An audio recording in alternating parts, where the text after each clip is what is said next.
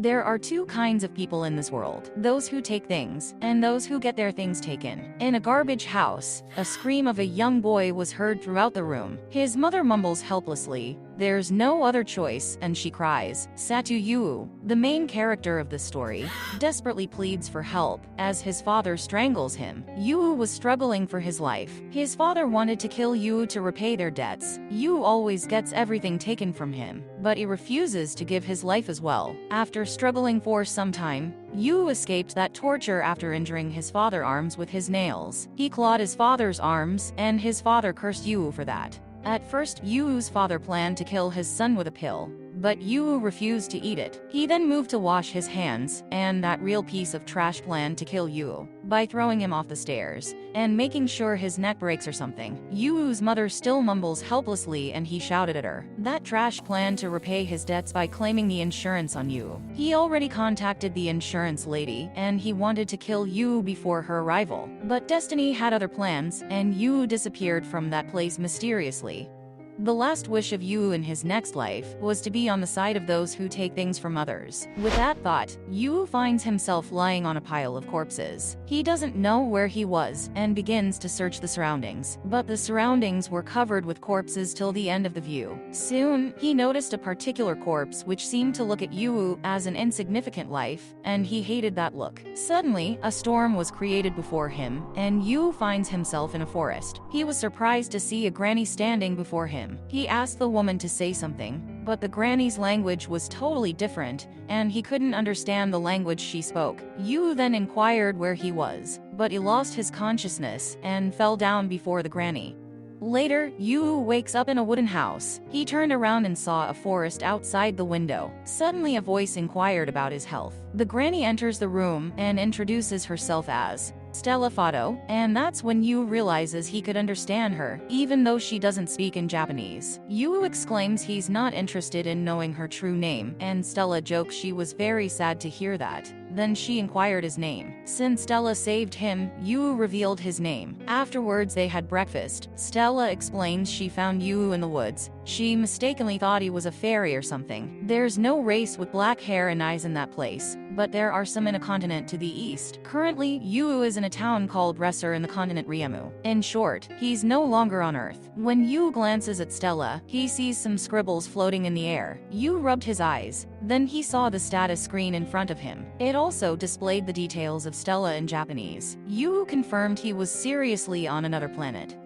Then Yu extended his hands forward to see it. The status window showed before his hands. He belonged to the human race with level 1, and he also has a special ability called Magic Eye of Another World. At the same time, Yu notices that his name's written in katakana instead of kanji, making him wonder if his special ability is the reason why he can see these things. Nevertheless, it doesn't matter to Yu if he can't return home anymore. The truth is, he doesn't want to go back to that rotten world, ever. A month has passed, and Yu is still adjusting to his new life. He began to work as an adventurer like every Isekai main character. The story then shifted to the Adventurers Guild, where a red-haired girl was having drinks. Soon she heard a loud sound, but she didn't care about that, and ordered another serving of beer. The sound was caused by none other than Yu. He had fallen down because of some typical thug adventurers. Among those, a fat man ridiculed Yu with his infamous name, a black-haired goblin. But Yu doesn't care about that, and saw the status of that fat guy. His name is Hugpacho, and he is a level 10 warrior. Everyone laughed at Yu's pathetic state, but Yu picked up the plants he got and asked the guild master, Cast, to give him the reward for a quest he's finished. But Cast threw the coins on the floor. Unfortunately, Cast doesn't pay Yu enough, and he ripped the money by saying that it was compensation for the inconvenience he caused. Even though Yu was mad, he couldn't do anything. With no other choice, Yu takes the coins and leaves, and the red-haired girl watches the whole incident silently. Then Yu went to nearby shop to buy some essentials, but the shop owner refuses to sell him anything. As he departs, he He thinks about how he currently doesn't have anything to improve his social status with. No one wants to sell him equipment, and everybody discriminates against him because of his hair color. Recalling the incident at Adventurers Guild, Yu swears to kill Pacho someday, and Yu realizes it will be difficult to improve his social level. In summary, this new world is also very lonely for Yu, just like Earth. When he gets home, he immediately gives his earnings to the old lady Stella, but the kind lady refused to use that amount and asked Yu to use that to take care of himself. Yu feels bad that the townsfolk are giving Stella a hard time because of him. That's why Yu wanted to improve his social status. For that, he had to learn their language, save money, and level up. Out of them, leveling up is the most important thing. If this is like a game, then defeating monsters will help him level up and give him experience. But in his current state, even beating a goblin isn't possible. He also doesn't have any equipment, so there was no way to beat the monster. He spent the rest of the time thinking of a solution to that.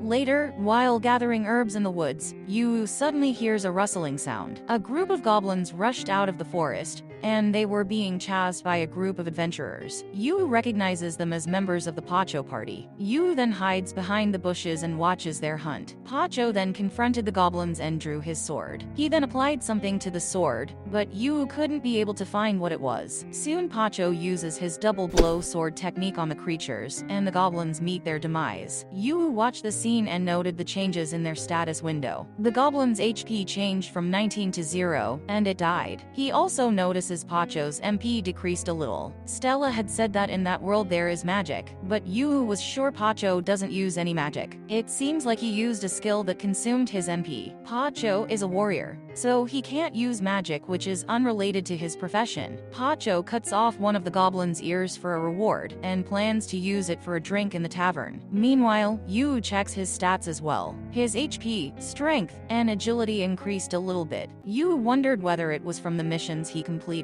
Now, Yu is curious if he can do whatever Pacho did. Yu was glad as he found a new way to improve his level. He then went home and practiced for a whole week, but he still hasn't been successful in casting a single magic spell. He isn't sure if it's because he doesn't have enough MP to use a basic spell, or because he couldn't use any devices as a medium like a sword or staff. Still, he continues to do herb collecting missions because they're easy, but Cast's pay is always insufficient. Yu had collected more herbs than before, but Cast still paid him the same amount. But Yu didn't do anything and left the counter. Before leaving the guild, Yu hears some adventurers talking about running out of funds soon. Since they have no source of income, they're thinking of using all their abilities to fight the demon in that place. As they are discussing, Yu checks their stats and sees their abilities. The adventurers continue to discuss their missions, saying there's been a thief spotted around the area. They believe that person is responsible for the recent theft of treasures. Meanwhile, Yu notices he could see more details about the adventurer's abilities. Suddenly, one of the men takes notice of Yu and threatens to kill him if he doesn't stop looking at them. Hearing that, Yu made his way out of the guild, but he bumps into a girl along the way. It was the red-haired girl who is the last surviving member of a group of 5 adventurers. She congratulates Yu for doing a good job on his quest, but the boy didn't say anything and left the guild. Along the way, people talk about how disgusting Yu's black hair and eyes are. They want him to leave the town. They even throw stones at him by swearing Yu as monster, but Yu skillfully dodged that, and ironically remembers about Goliath, who was killed by a single stone from the Bible. At home, Yu realizes that his special ability can read each item's details. His magic eyes are at level 2 now. Yu wonders whether he could use this in order to acquire skills. Without wasting time, Yu starts training immediately. He soon emitted a white haze from his body, and his physical power stat increased. It was his active skill, Body Enhance, and Yu was sure this is a result from daily training. Soon the skill stopped working as he had very less MP. His magic power doesn't increase much, and it's probably because he doesn't know how to efficiently put it to use. Still, he was glad from that little improvement. When he returns to the guild after completing another herb collecting quest, Yu finds himself in trouble once more. It was evident from guild leader Cast's laugh that he was up to something. Out of the blue, Pacho called him out. As soon as Yu turned, Pacho punched him in the face and in the gut. Pacho asked Yu about his fist and got ready for round 2. Yu then decides to use his body enhancing skill, even though it's only level 1. Though, it didn't change anything, and Pacho continued to beat him. Meanwhile, Yu found that Pacho doesn't notice his aura, which means his eyes are special. After beating Yu for a while, Pacho asked Yu to guess the reason for his actions, and explained it was his job. Yu was taken back after hearing that. Pacho explains the villagers have requested Pacho to beat Yu, as they think Yu's black eyes and hair are a bad omen. Pacho then picks Yu by his collar, and assures him that he won't take his life just yet, but he advises him not to come back to their town. He tells Yu to just live a quiet life with Grandma Stella in their secluded house, as it's their only way for them to be safe. On the other hand, Pacho asks Yu to just leave the herbs he gathers at the town entrance. It shows that Cass plans to use Yu to collect herbs for free of cost. At this point, Yu remembers how his father used to beat him.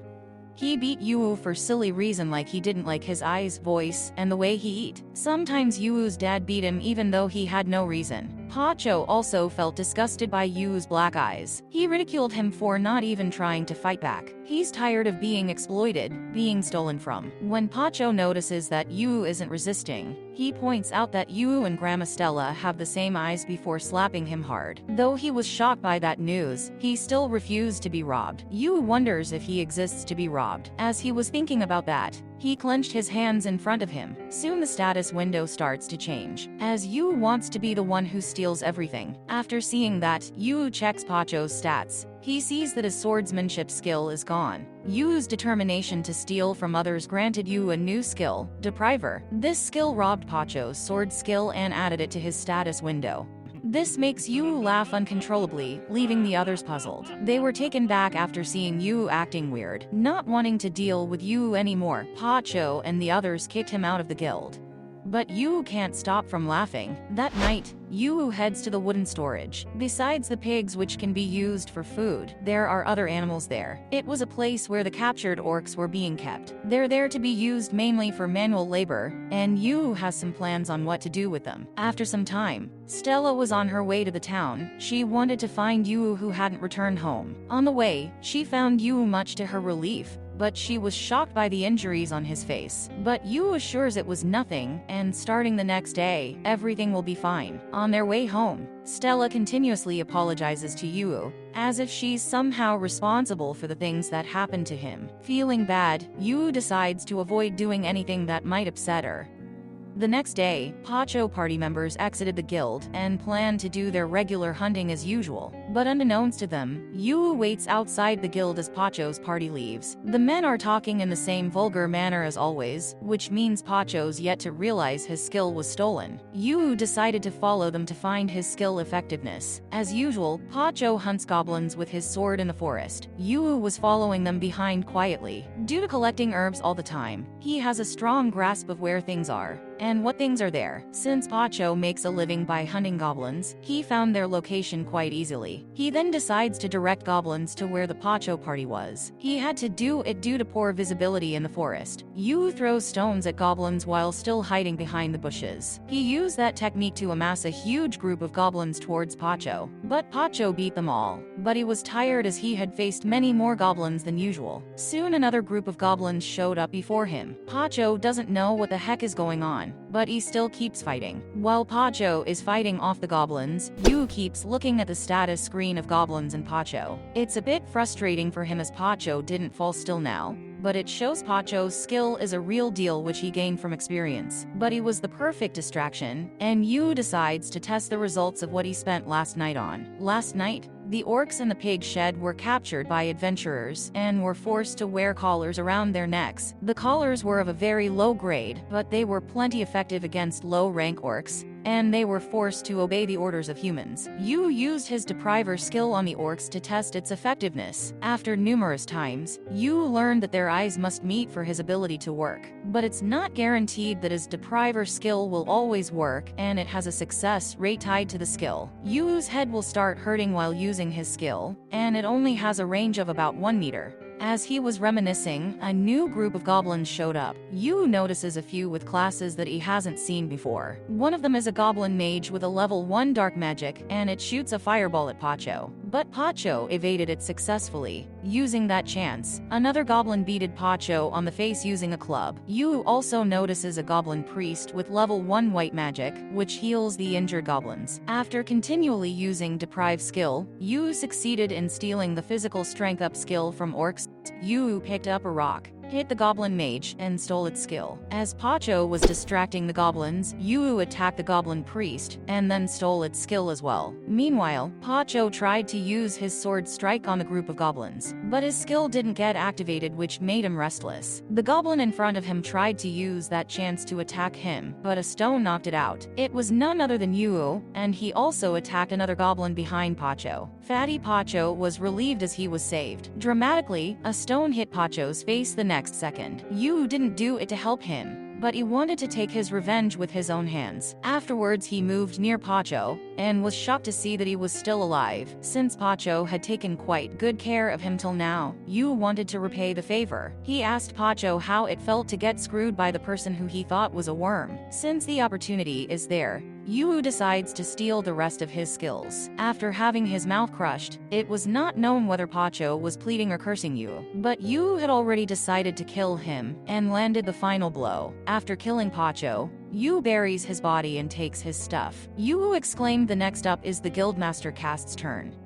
With his improved stats, Yu is confident he'll be able to deal with anyone. Cast was shocked to see Yu in the Adventurers Guild. Cast reminds Yu about yesterday's incident and tried to scare Yu off, but Yu adamantly asks Cast to give him what he originally should have received from the missions he had completed. Cast was taken back and asks Yu if he even understands his position. Without answering Cast's question, Yu takes out his guild card and places it on top of the counter. He reveals that he knows it's fake. It was issued by Cast to Yu when he joined as an adventurer. Yu wonders what will happen if he takes it to the Adventurers Guild headquarters in the Imperial capital. Hearing that, Cast was speechless and scared. Still, he wonders how a kid like Yu will be able to reach the Imperial capital. But Yu doesn't answer his question, and instead asks if he recognizes the long sword he's holding. Cast's face becomes pale as he realizes that Yu killed Pacho. Meanwhile, Yu checks Cast's stats and learns about his level 1 alchemy and blacksmithing skills. Without delay, he steals those without Cast's knowledge. Yu doesn't answer whether he killed Pacho or not, but he instructs Cast to follow his instructions if he doesn't want anything bad to happen to him. With no other choice, Cast gives Yu all the coins he cheated Yu. This whole incident would have never happened if he had given it to him from the start. Cast asked Yu to never come there again, and Yu doesn't need him to tell that, as he has no plan of coming back there again. He also doesn't want to be seen by the villagers, so he decides to leave through the back door. With his reward, there's nothing left for Yu to do in that village. As he heads to the door, Yu thinks about the fact that skills level up the more one uses them. At the same time, he wonders if he'll be able to level up his newly acquired blacksmith and alchemy skills by creating things. Suddenly, his train of thought gets interrupted when he bumps into the same red-haired girl he ran into the other day. Yu has completely forgotten about this woman. He wanted to leave the village without anyone's knowledge, but the red-haired girl found him. She doesn't appear to be with Pacho's party, but there's also no guarantee that she isn't working for Cast. Yu decides to look into her status just in case, but he was shocked to find she was level 12, which is higher than Pacho. He also discovers the red-haired girl's name is Nina Reba. Her occupation is thief, and her only combat skill is dagger technique. However, she is far above Yu in terms of raw stats. Still, Yu is curious if it's possible for him to win if he combines all of his skills. But he was sure that dagger skills are more useful than swords in confined spaces. Seeing Yu contemplating, Nina offers to become his friend. Though Yu was taken back by the unexpected comment, he rejected her suggestion. Instead of giving up, Nina follows Yu into the woods. She reminds him that he's been banned from entering the town by the guild master, and she thinks that Grandma Stella is just using him as a tool. Again, she offers to become Yu's friend, and even suggests they go to a big city together. Because of Nina's remark about Grandma Stella, Yu got angry. He pulled down her shorts and smacked her back. Yu demands Nina to apologize, but Nina likes what he did, and asks him to do it again. We got a perverted character here. Yu was flustered, and he asks Nina to never say bad things again about Grandma Stella, and then runs off, leaving the lady in shock. When he gets home, Stella asks Yu if something happened that day, but Yu lies. He quickly changes the subject and exclaims he'd like to buy a hammer and a saw, which Stella doesn't mind. For now, in order to level up the blacksmith skill he got, Yu plans to make a bathtub or something. Fortunately, there's a natural spring nearby, so it will be possible to haul water, so it should work out somehow or another. The next day, Yu left the house early and ventured into the forest. He soon spotted numerous status screens which showed the location of the goblins. He then began hunting numerous goblins using his combination of skills. After that, Yu stumbled upon a perfectly round magic jewel. Magic jewels are found in the interior of a demon's body near the heart. Through a magic tool power called Madogu, this jewel can be turned into fuel for magic tools. Because of its demand, the Adventurers Guild always posts missions for one. Yu decides to practice his magic skill while he is hunting goblins. He then chanted the spell for Fireball. For the first time, Yu was able to cast magic without any problems, but its power was limited.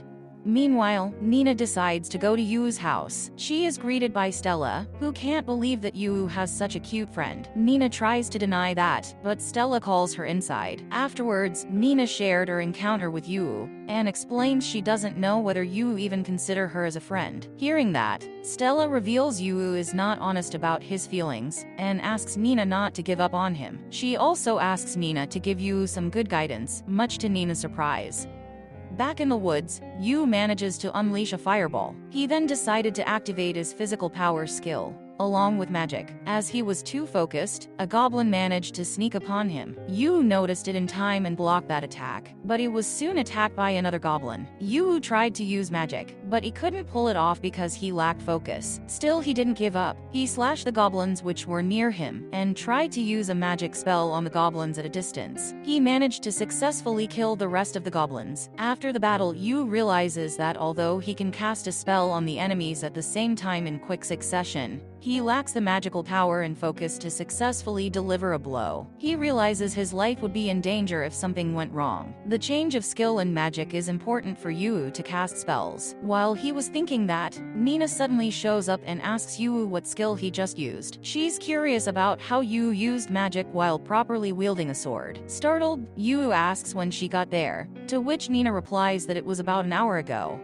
Yu is taken back and realizes that Nina's been using her stealth skill the entire time. Nina informs Yu that she apologized to Grandma Stella for what she said the day before, and that Stella forgave her. But Yu doesn't care about that, and he refuses to forgive Nina. Despite that, Nina makes it clear she won't give up on Yu, as she wanted to become his friend. Poor Yu doesn't understand why Nina is doing this. It was the first time someone wanted to be friends with him, and he can't find any reason behind Nina's actions. Yu was totally confused and ran away. Seeing that, Nina confirms what Stella said about him. Yu has a fear of strangers, and so he doesn't trust anyone, but he's still a good boy. Nina was once again determined to befriend Yu. As soon as Yu went home, he made his way to the storage room. In front of him there was a large amount of materials which Stella had brought for him to use. Yu carved the wood into some hollow semi-cylindrical shape, and he planned to use those to draw water supply. It would reduce Stella's workload in fetching water. Yu was happy as he was going to do something that would be helpful to Stella. After checking the materials, he went to his bed after dinner. Yu got pissed after Nina spoke to Stella. It bothers him too much, and now he can't sleep.